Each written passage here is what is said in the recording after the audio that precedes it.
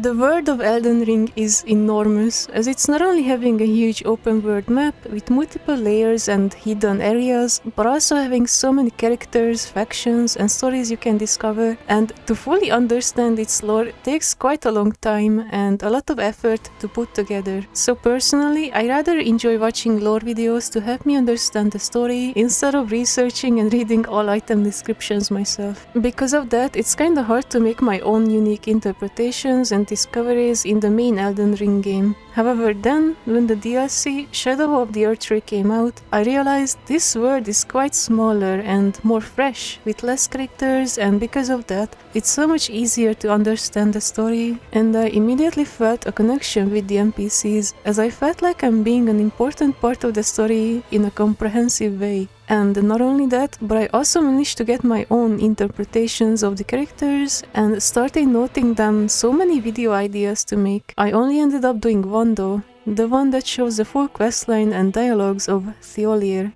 And the same awakening of passion happened to me with the release of Elden Ring Nightreign, which is a very unique take on the genre, focusing on a fast-paced multiplayer experience. Similarly to the DLC, Nightreign's world also feels small, even smaller, but this is a good thing for me since it's much easier to digest and comprehend the story and characters. I ended really loving not only the art, the visual design and the music of the game, but also enjoying the story of the characters and bosses. And it adds a lot more to the fun if you are already familiar with the main game of Elden Ring, since you can start drawing connections with it, and it helps understand Nightreign much easier. So in this video, I would like to compile a few lore details and tell you about some of my ideas and interpretations.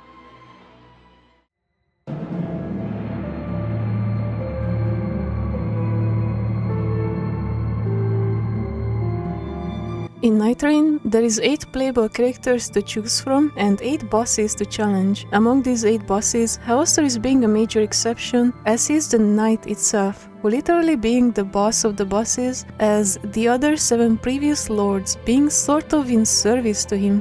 Especially the first lord we have to face, the fox that resembles the 3-headed Cerberus, Gladius. The creature is loyal to Gnoster himself, knowing each other in their previous lives, before the manga turned into the knight aspect. The other 6 nightlords, however, doesn't show any sign of direct connection with Gnoster in their descriptions, but they all have their own reasons to serve and protect the knight. Each battle of the 8 nightlords seem to be taking place at the same location, with a wide, endless desert around you, which is probably made out of ashes and bones rather than sand. The striking difference between the arenas, however, is the colors and shapes that the sky takes. This sky color change can be seen even outside the boss arena above Limwald to remind you which nightlord you're going to face against while preparing. Furthermore, as you enter the arenas, the sky, especially the horizon right behind the bosses, appears to be looking like the same at first, resembling a red sunset. But if you can spot the gigantic arc shape around the glowing area, those lines start to resemble the eyelids of an eyeball, as if the other god is looking at the battle.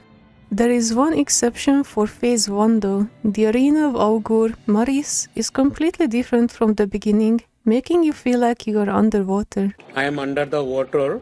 Please help me. Instead of the red sunset, everything is foggy blue, with bubbles and underwater visuals and sounds in the music, giving you the feeling that Maurice is completely different than the other nightlords, as this creature came from the ocean and needs a water environment to be able to swim. Of course, you're not literally underwater, or are you? But the feeling is unmistakable. But it's in the second phase of each fight is when this eye really changes color and shape, reflecting the essence of each nightlords. At Gladius, the eye of the sky turns vibrant orange, resembling the fire that the creature uses against you. At Adel, the sky turns completely black and the eye turns purple, and the iris resembling the gaping jaw of this nightlord as it wants to consume you. Purple is also the color of the electricity attacks that Adel fights with.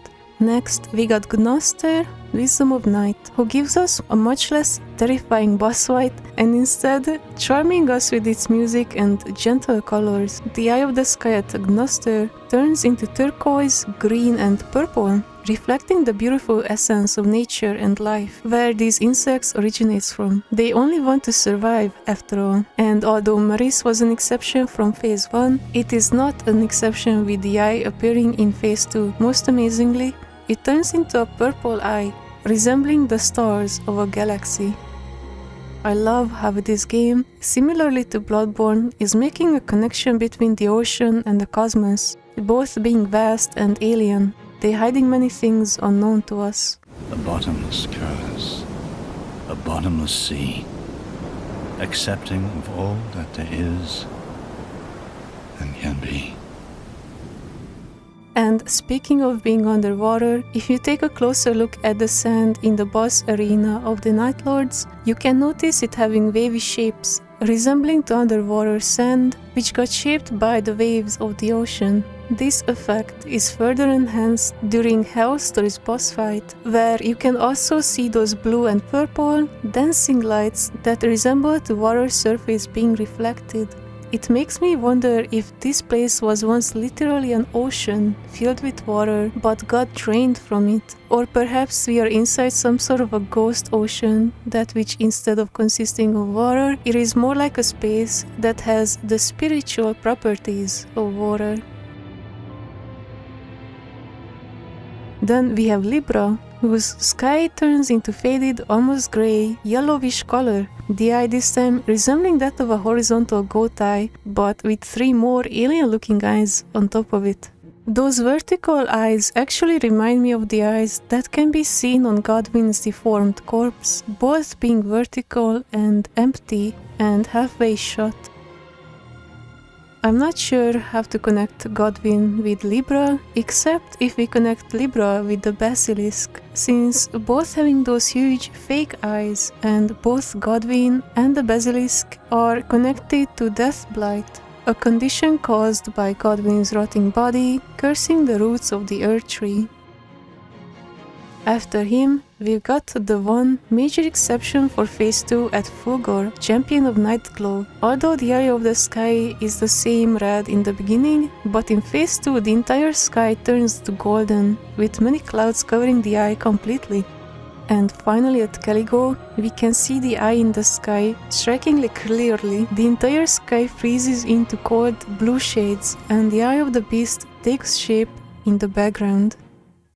And now that we went through all of the arenas of the 7 Nightlords, you may ask, but what about Hellstor, the boss of all bosses? Where is his eye on the sky? Well, what if he is the eye itself? Let me explain. In Phase 1, we can see yet again the same red sunset eye.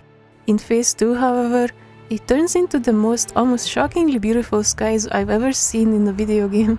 It's as if we are fighting inside the abyss of the cosmos. We see a swirling black hole surrounded by stars spinning around it. This image reminds me of those manipulated photos taken from Earth, made by mashing together time-lapse footage of the stars spinning above the Earth. One takeaway from this could be that Hellstor is capable of manipulating not only space, but time itself, making it look like the stars are spinning. It could be interpreted as an eye with the black iris in the middle, but I would argue that the real eye shape can be seen when Hellstor does his epic ripping open the sky attack to unleash a devastating blow in the entire arena. If you pay attention to the sky during this attack, you can see it opens up in a kind of an oval shape, similarly to an eye opening, and inside of it we can clearly see the sky of the other previous bosses to give you the hint of what type of affinity he's going to unleash the ground attack with.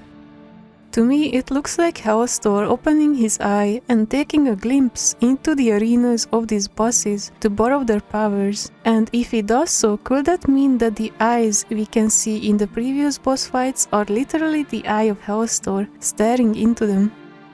So when we fight the night aspect, perhaps we can see his perspective from within the eyeball. This can also explain why we cannot see an eye in Fulgor's arena, since his affinity is holy, which is exactly what Hellstor is weak against.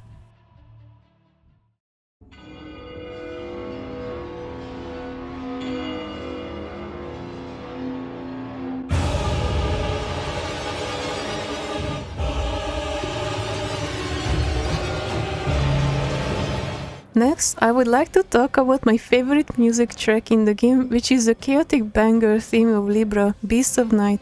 I love how every music made for the Nightlords reflects the story of who they are and what they feel. The tracks made for the bosses are equally good in the main Elden Ring game, and I can't help myself but to make connections between the two games and their stories. And I listened to them so many times I started recognizing similarities in the music of different bosses, even from different games. But these are most likely intentional in order for the keen listeners to recognize a connection between the bosses through the similar melodies or instruments. I'll provide a link in the description for Libra's stream and let you know the timestamps for the parts I'm talking about. So the main Elden Ring game boss, whose theme is similar to Libra, is Midra. And I just realized their name is even kinda similar, Midra, Libra, who became the Lord of Frenzied Flame. And similarly to him, Libra also seems to be affected by frenzy, caused by the counterfeit gold he is creating. And I can hear the same kind of scratchy violin from Midra's theme in Libra's theme as well, at this part.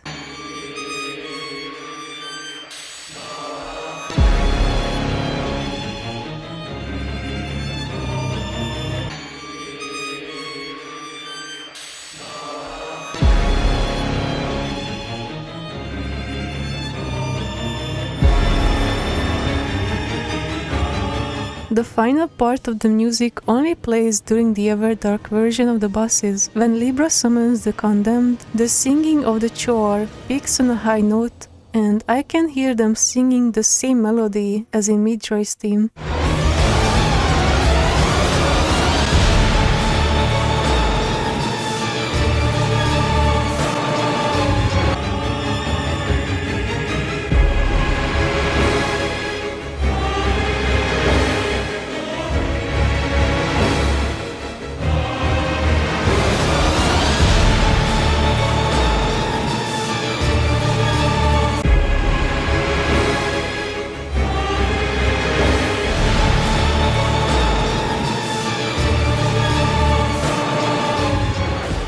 The next similarity in Libra's music might be a bit of a far-fetch, since it's an entirely different game, but I can't help myself but to notice a similarity with Gascoigne's theme when he transforms and this aggressive violin kicks in. The tempo of it really reminds me of this part of Libra's theme.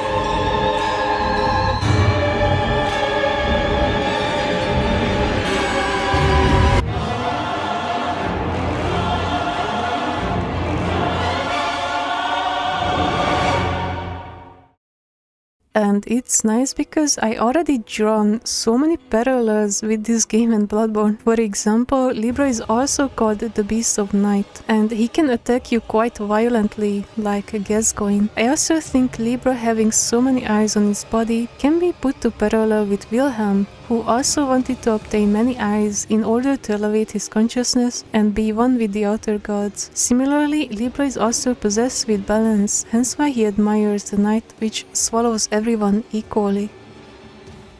I'm going to talk a lot more about Libra in this video, but while we are on the topic of music, I would also like to mention the theme of Gnoster. In the very beginning of the music of this Nightlord, you can hear this melody.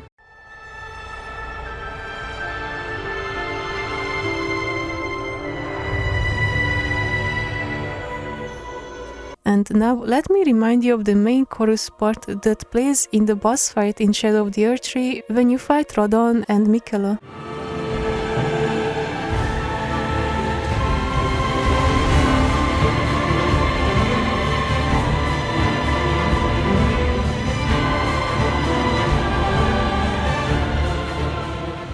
And I feel like the two melody is unmistakably similar to each other.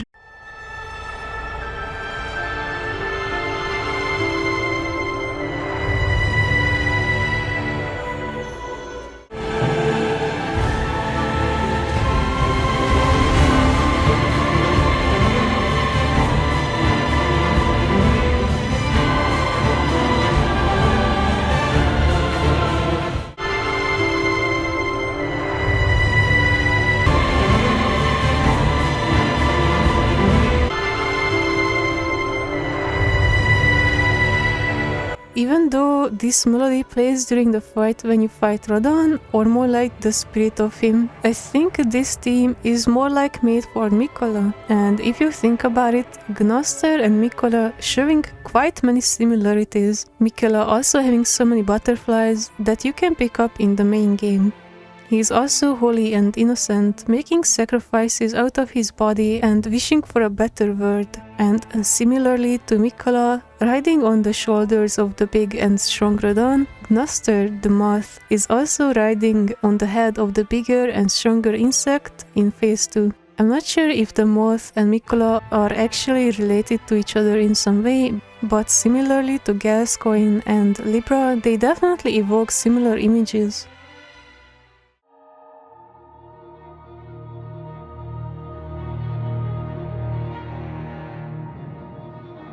Next, I would like to point out the storytelling put into even the Nightlords' relics that you obtain after defeating them. And no, I'm not talking about the obvious lore you can read when you examine the items in the inventory tab. I'm talking about the actual buffs that the relics giving you are also related to the character of the Nightlords in some way. Some are quite obvious, for example, yeah, of course, Gladius's relic giving you fire damage to the starting armament, but some are more ambiguous and take some imagination to connect them with the Nightlords.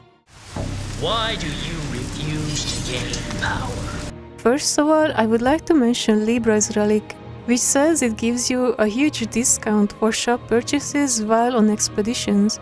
At first glance, it doesn't seem to be related to the demon in any way. It doesn't have anything to do with frenzy or meditation like the other two buffs provides. But then, as you think about Libra also being a merchant himself, it all makes sense now. He's being referred to as a merchant when you talk to him in his disguised form, offering you buffs in exchange for sacrificing something of equal value. But the relic doesn't help with that. Instead, the relic offering you a discount at the little shop merchants you can find during the expeditions. These are obviously the spirits of the nomadic merchants found in the main Elden Ring game.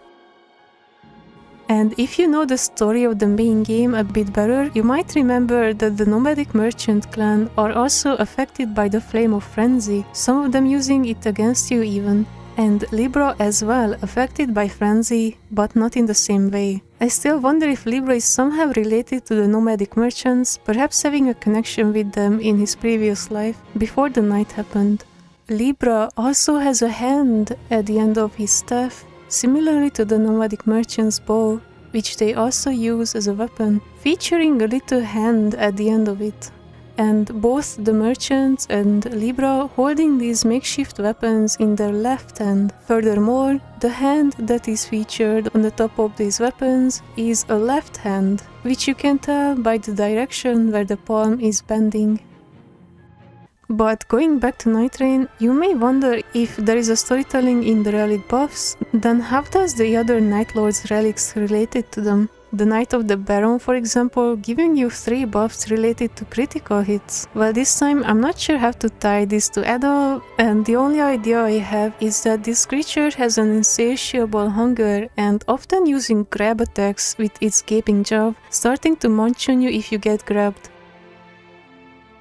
This could be viewed similarly to the feeling of the critical hits the players are going for. It's like you're hungry for that sweet critical hit and going for it like crazy when you hear the stagger sound. And the Relic of the Gaping Jaw helps to enhance that tasty crit.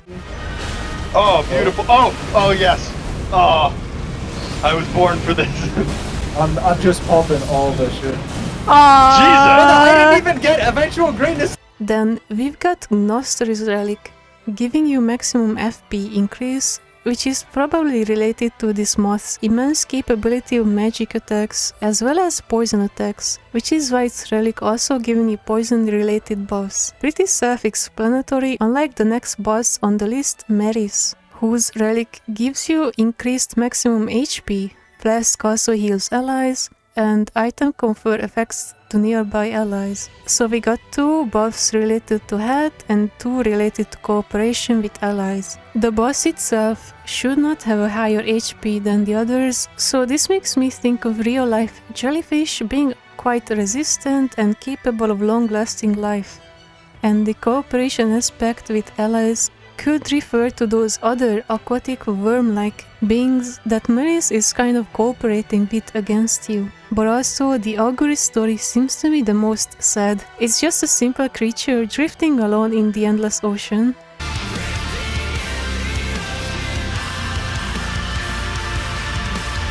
And the reason why it joined to fight for the night is probably because it's just lonely and wanting to make friends. At least that's just my interpretation.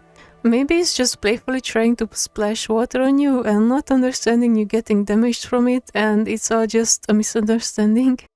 Next we got Fulgor, Champion of Nightglow, his relic giving you maximum stamina increase, which is pretty self-explanatory seeing how much vigor this centaur has as it runs around the arena, and he also gives 2 counter-attack related buffs, giving a damage boost to guard counters and restoring HP with it, which is the most useful for the Guardian. So Fulgor, as his name suggests, is clearly a champion who excels at swordsmanship.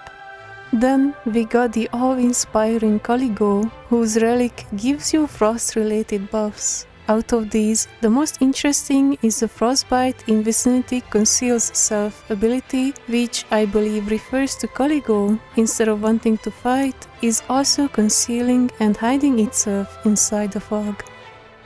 So let's move on to the final boss, Hellstorm, whose relic is actually one of my favorites. His relic pretty much makes you play like Dante, switching weapons constantly, because by doing so, it applies a random affinity to the weapon, and you can switch even when you have only one weapon, and it not only adds an affinity attack, but it also boosts the damage of the affinity attack and also giving you more attack power if you switch weapon. So my strategy when I run with this relic is to find not 1, but 3 good weapons that I can cycle between. This gives the player a much more flexible mentality when it comes to choosing weapons, because without it I pretty much just focus on choosing one weapon, which can be quite stressful. But if I can allow myself to have 3 weapons to cycle through, it's so much more fun.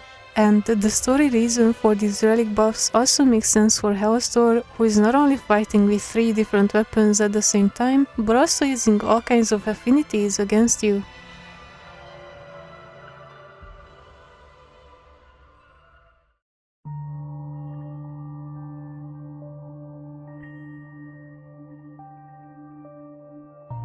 This video is pretty much about Libra at this point, because let's face it, he's the most thought-provoking Nightlord, with a complex visual design to give you hints. Libra is a demon, who is also a goat-like beast, obsessed with balance and equality. What makes him a quite likable character though is that you can actually interact with him and he can talk as well. I have your measure. It is done. The time is right. Fuck him up, Sebastian. He pretty much also reflects what this game is all about, which is making decisions fast, deciding which choice is the best deal for you. Therefore, he reminds you and also offering you deals. but disarm at the price of a sacrifice. Libra's strongest aspect is the frenzy build-up he can cause upon you. However, he himself is also affected by frenzy, therefore he is weak against it. Makes sense, since when you use frenzy yourself, even in the main Elden Ring game, you also build up madness for yourself, so you have to be careful not to overdo it. But Libra's frenzy is different than that of the frenzied flame. If you notice, the creature is not using any flame-like attacks against you, instead using what resembles gold. It is actually fake gold that he tried to create, since Libra is also an alchemist. In my interpretation, it's this fake gold that causes the madness inside of him and affecting you as well, if you get hit by it. But Libra also learned how to counter the frenzy by using some sort of a holy affinity. He goes into some sort of a holy, meditative state in order to get rid of it. And it could explain why he goes literally mad and attacks you relentlessly, like an animal, when you break him out of it, as if he fails to cure the madness building up inside of him. I also wonder if the soft yellow light that he uses in his Everdark form is actually holy power that he possesses, and he is capable of using holy and real gold in order to counter and balance the frenzy. It could make sense, since as you pick up those golden pieces that he drops, you actually cure the madness build-up on yourself. I doubt that those are fake gold, like the ones damaging you. Instead, those could be actual golden, holy affinity droplets, the medicine he can create to cure himself. Perhaps this creature is simply also obsessed with gold, not only possessing fake gold that causes madness, but also having pure, holy gold to counter it and balance it.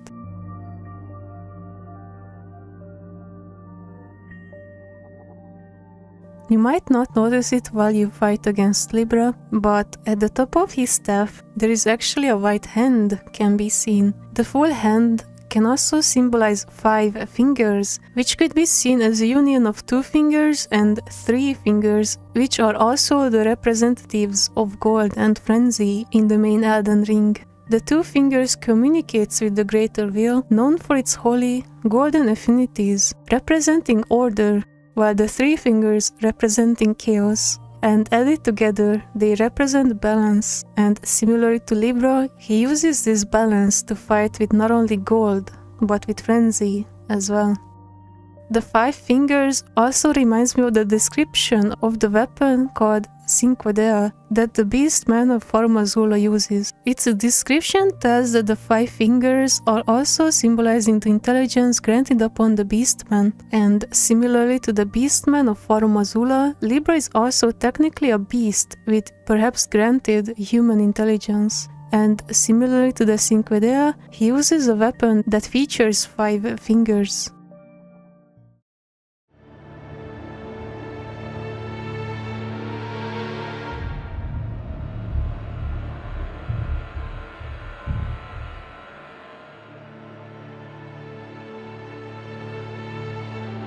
This last chapter of the video is going to be the shortest one because I would like to mention one thought-provoking observation related to the titans you can see in the background, as well as the one that wakes up at the ending cutscene only to decide to leave the lands between alone and wander off into the endless ocean, which looks quite lonely and sad. In this cutscene, the light shines on the titan for a brief moment, clearly wanting you to notice those fingerprints on his body, as if it would be made out of clay, and it was created by the Greater Wheel. Also, you can notice those structures inside the body of the Titan, which is very similar to the insides of the Elden Beast.